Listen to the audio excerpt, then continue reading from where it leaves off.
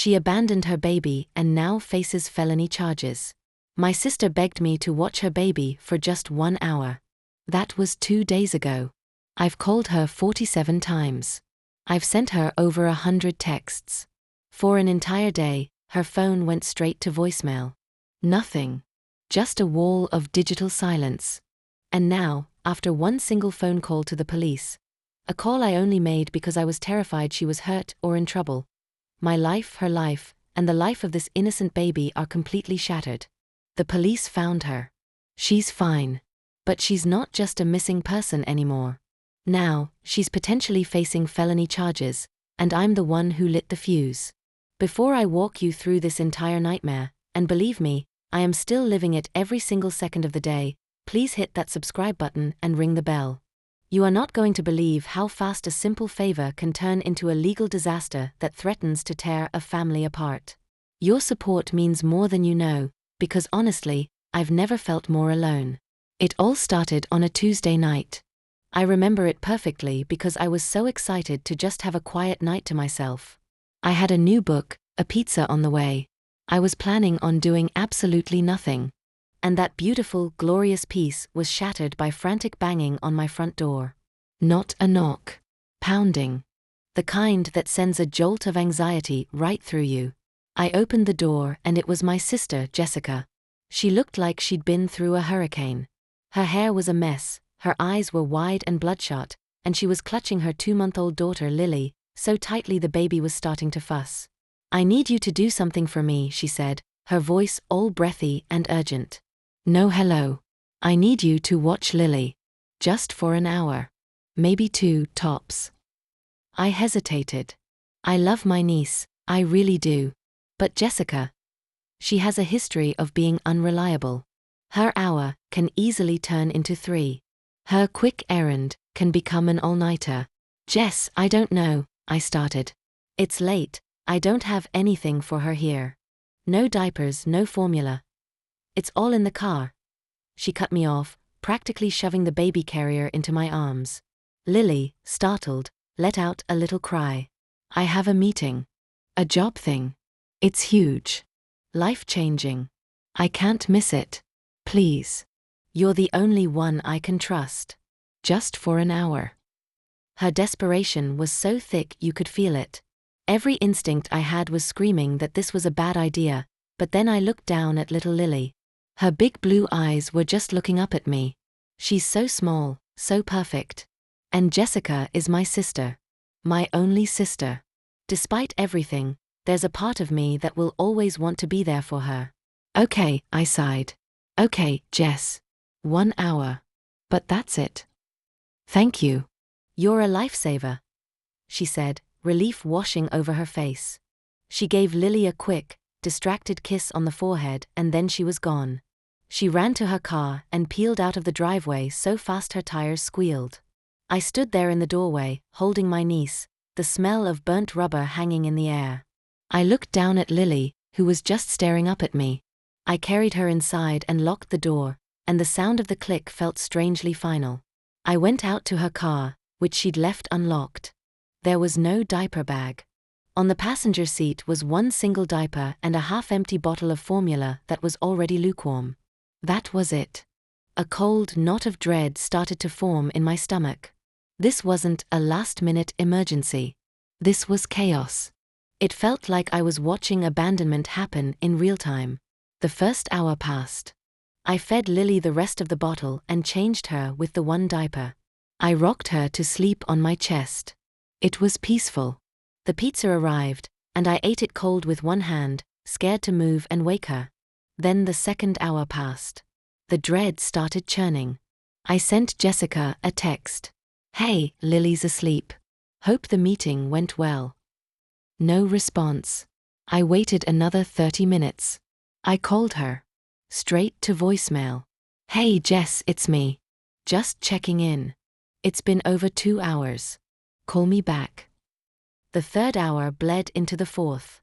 The quiet in my apartment, which is usually a comfort, now felt suffocating. The only sound was the baby's soft breathing. I called again. Voicemail. I sent another text. "Jessica, this isn't funny. Where are you?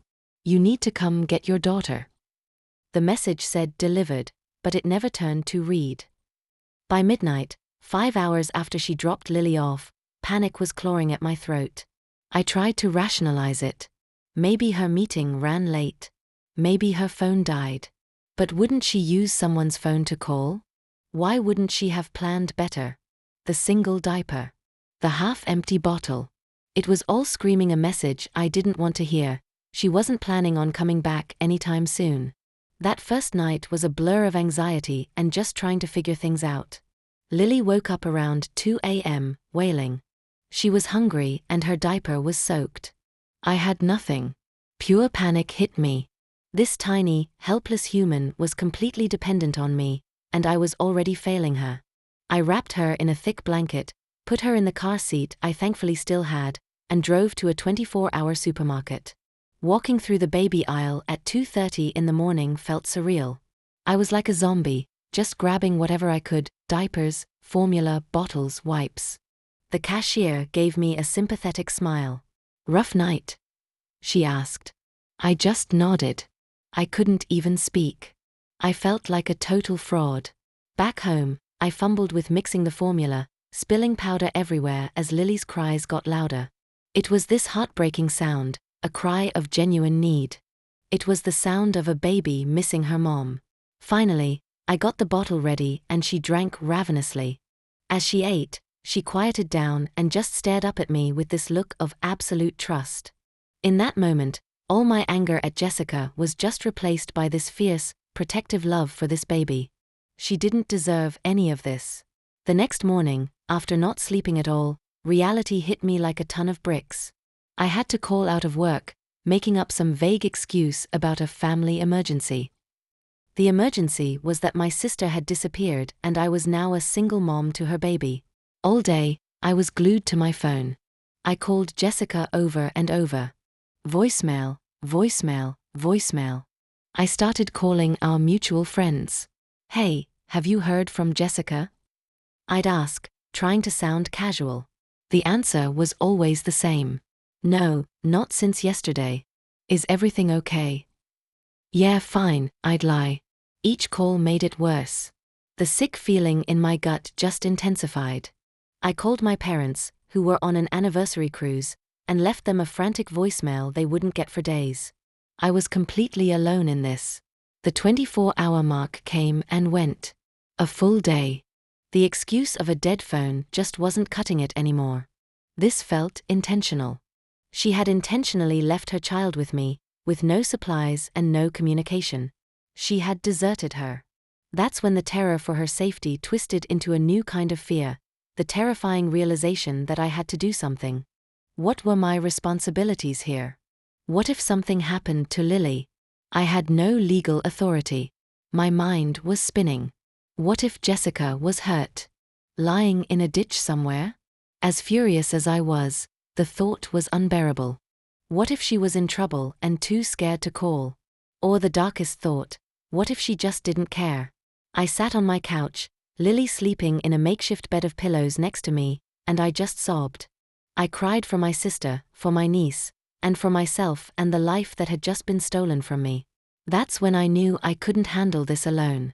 My hands were shaking as I picked up my phone, my thumb hovering over 911. This felt like a point of no return.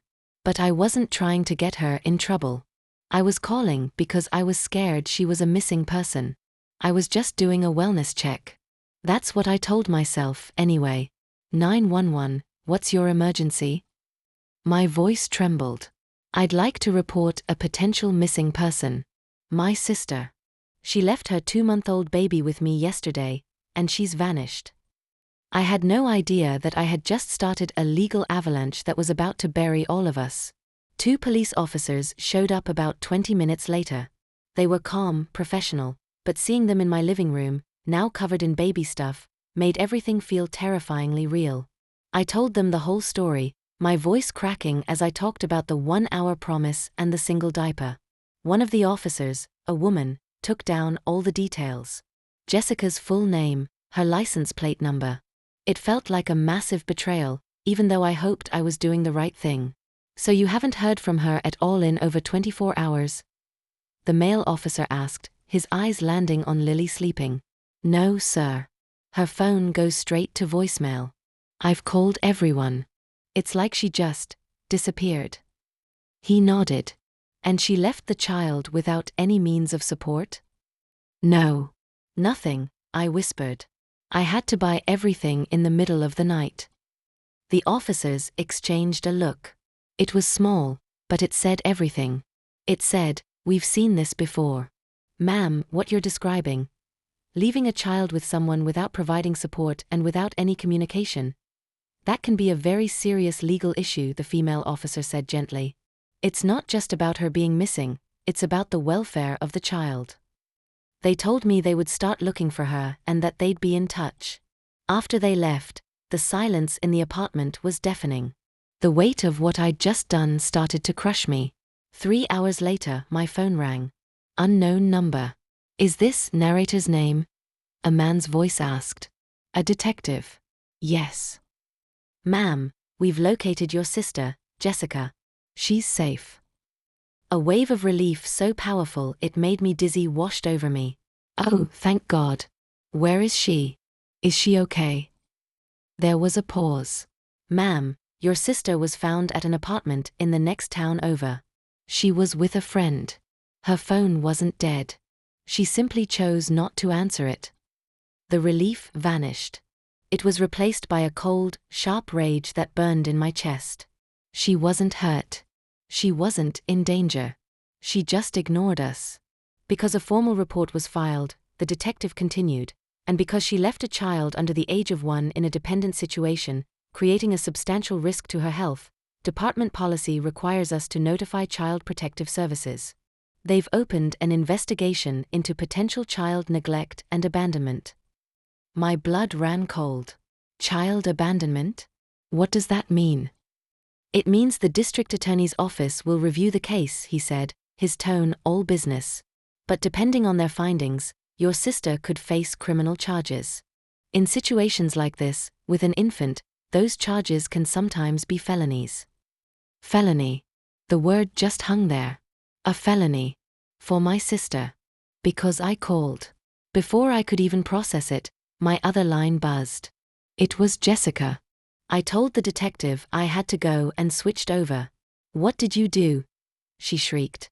No apology. No explanation. Just pure rage. You called the cops on me? Are you insane? I thought something happened to you, Jess. I yelled back, tears of anger and hurt streaming down my face. You were gone for more than a day.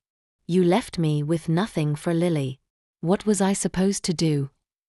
You were supposed to handle it. That's what sisters do. Now I have cops and social workers crawling all over my life. They're talking about taking Lily away from me. You ruined my life. The nerve of her words, the absolute refusal to take any responsibility, just snapped something in me. I ruined your life? I said, my voice dangerously quiet. You abandoned your baby, Jessica. You left her on my doorstep and disappeared for over 24 hours while she was crying for you. This isn't on me. This is on you. You have to face the consequences. I hung up. My hand was shaking. The confrontation was over, but the war was just beginning. The days that followed were a whirlwind. A caseworker from Child Protective Services came to my home. She was kind, but the questions were invasive. She inspected my apartment, asked about my job, my finances, my ability to care for Lily long-term. Legally, Lily was a ward of the state now, pending the investigation. Jessica was officially charged with child neglect and abandonment.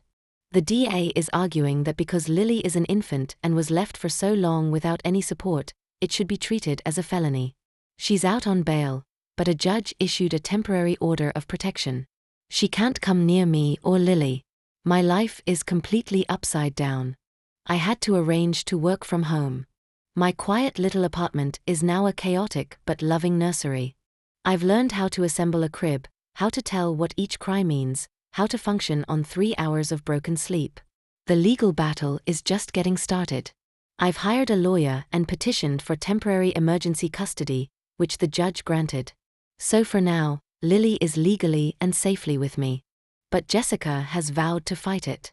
She's going to have her day in court, and I'll probably have to testify against my own sister. Our family is broken. My parents are back now, and they're just devastated and caught in the middle. But in all of this chaos, something beautiful has happened. This little girl, who I was so unprepared for, has become the center of my world. When she smiles at me, the legal fees and sleepless nights just fade away. When she falls asleep in my arms, I know, with a certainty that settles deep in my bones, that I will do anything to protect her. I look at her sometimes and I think about how family isn't always about blood. Sometimes family is forged in a crisis. It's the one you choose to fight for, every single day. I didn't ask for this fight, but for her, for Lily, I will see it through to the end. No matter what. This is far from over, and I'll be sharing updates as this all unfolds. Let me know in the comments, what would you have done in my situation? There are no easy answers here. And please, if you know someone who might be feeling scared and alone in a similar situation, please share this. Thank you for listening.